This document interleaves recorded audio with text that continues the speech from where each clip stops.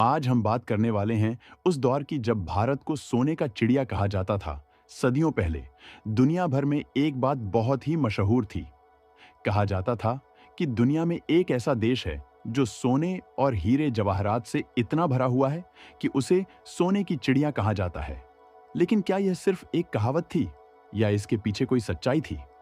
आज हम उस इतिहास को जानेंगे कि आखिर क्यों भारत को इतना अमीर माना जाता था। भारत की समृद्धि का सबसे बड़ा कारण यहाँ की जमीन थी। यहाँ की उपजाऊ मिट्टी ने मसाले, सूती कपड़े और नील जैसी चीजों का उत्पादन किया, जिनकी दुनिया सोने से कम नहीं था। भारत मसालों का सबसे बड़ा निर्यातक था और दुनिया के सभी व्यापारी इन्हें खरीदने के लिए भारत आते रहते थे। और भारतीय सूती और रेशमी कपड़े अपनी गुणवत्ता और डिजाइन के लिए बहुत ही मशहूर थे। भारत में मलमल जैसा कपड़ा इतना हल्का होता था कि उसे एक छोटी सी अंगूठी से निकाला जा सकता था। यहाँ तक कि रोमन साम्राज्य में भारतीय कपड़ों की इतनी मांग थी कि वहाँ के शासक भी इस व्यापार से परेशान थे।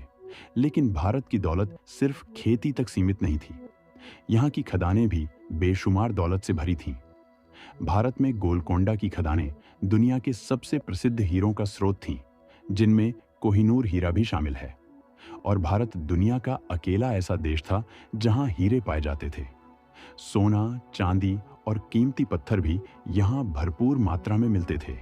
यही दौलत आक्रमणकारियों के लिए एक बड़ा लक्ष्य बना और फिर यूरोपीय शक्तियां जैसे पुर्तगाली और अंग्रेज भारत की दौलत से आकर्षित होकर आए।